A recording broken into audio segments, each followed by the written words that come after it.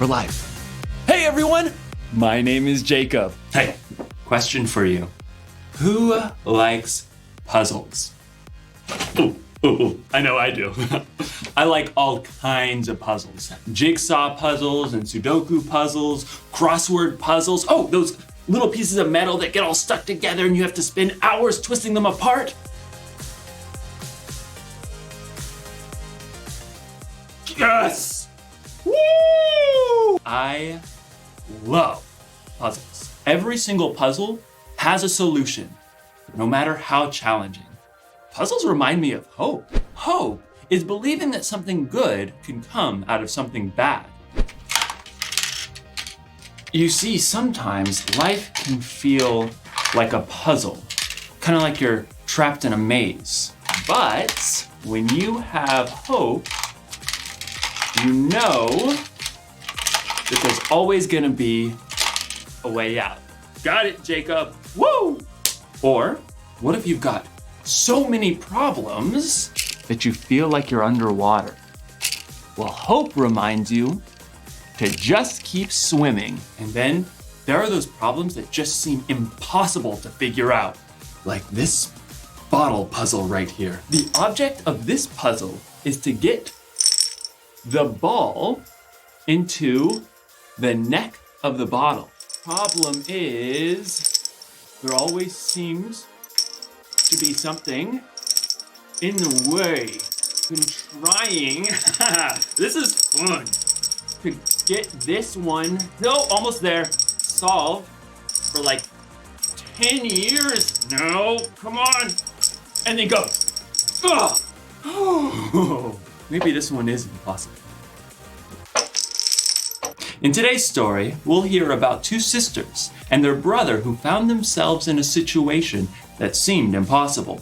So, they called on Jesus, who didn't do what they expected. I bet this bottle wouldn't expect if I got a hammer right now.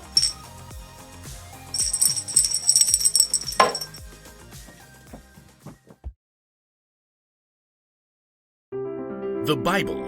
It's 66 books of history, stories, letters, and poetry that fit together to form God's one big story.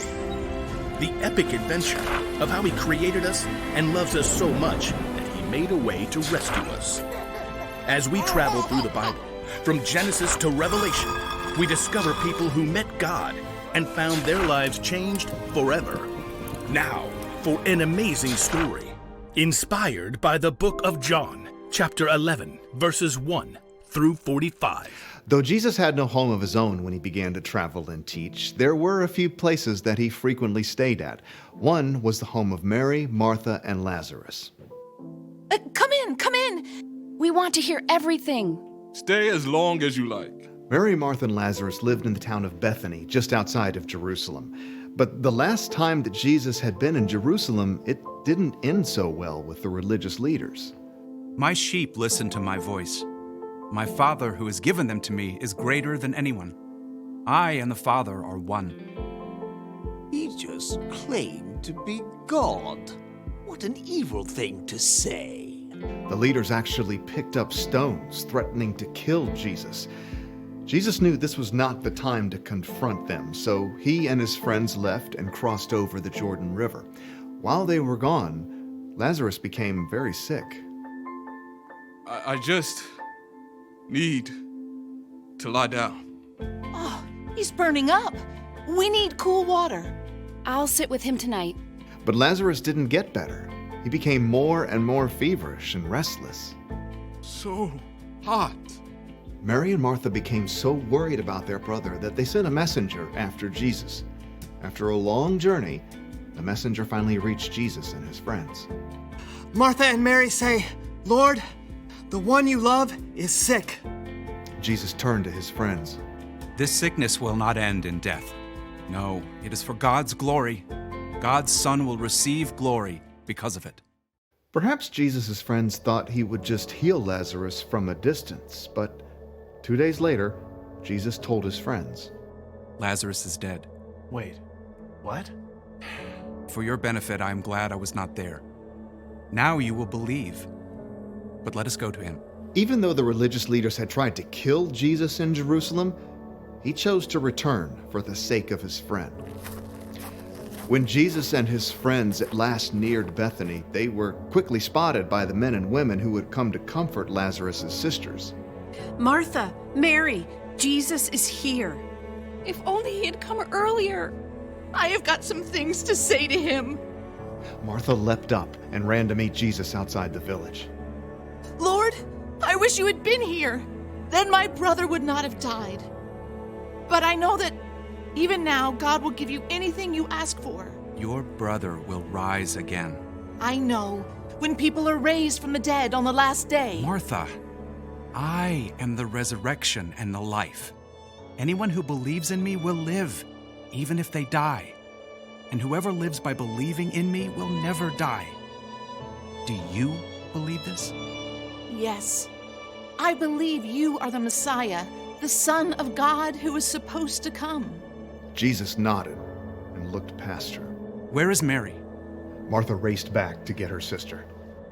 The teacher is here. He's asking for you. Mary couldn't stop her tears, but she got up and hurried to meet Jesus, followed by her family and friends. When she reached him, she fell at his feet. Lord, I wish you had been here. Then my brother would not have died. Jesus saw her tears and the deep grief of the others around her, and his own spirit became very sad. Where have you put him? Come and see, Lord. As Jesus followed the crowd, his deep sadness overflowed into tears, and everyone noticed. See how much he loved Lazarus? Maybe. I mean, he made a blind man see. Couldn't he have showed up sooner and kept Lazarus from dying? Soon, the group reached the cave where Lazarus' body had been laid. A large rock blocked the entrance. Take away the stone. But Lord, he's been in there 4 days. By now, there's a bad smell. Didn't I tell you that if you believe, you will see God's glory? Martha swallowed hard and nodded to several of the men standing nearby. Go ahead. The men braced themselves and shoved hard against the stone. The wide mouth of the cave gaped open. Jesus stood in front of it and then looked up to heaven. Father, I thank you for hearing me. I know that you always hear me. But I said this for the benefit of the people standing here. I said it so they will believe that you sent me. Then Jesus bent down and called loudly into the tomb. Lazarus, come out! For a moment, they heard nothing. And then, impossibly, they heard rustling. Lazarus stumbled out of the cave. Lazarus!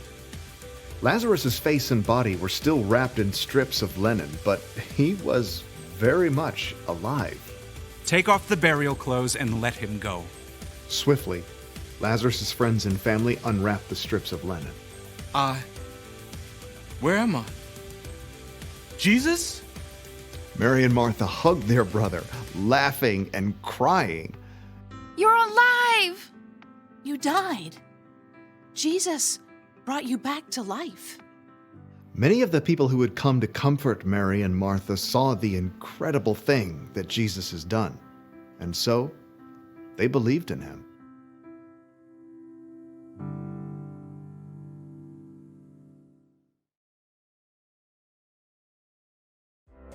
Oh, okay.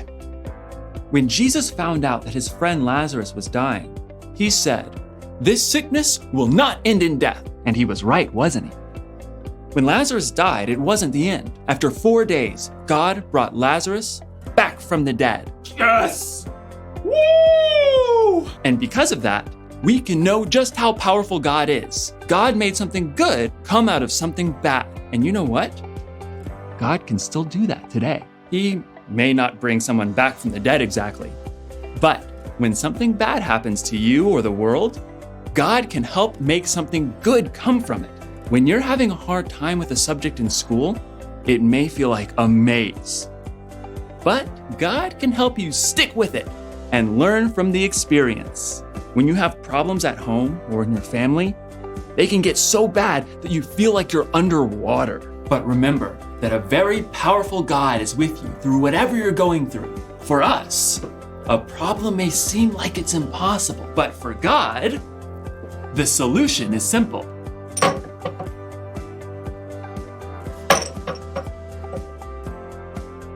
Got it. Here's the one thing to remember today. Whatever happens, remember how powerful God is. Whatever happens, God is so powerful, He can make good come from bad. You may not see or understand how God is working, but you've seen how God has worked in the past. So you know you can trust God no matter what. I guess I'll have to move on to a different puzzle now that I've solved this one. Oh my goodness! No, I can do it again. No, just wait. Now that I've solved this one. Hold on. Solved this one. Okay. You saw me do it now. You saw Jacob do it. Jake, come on. Come on. Just, where's that hammer?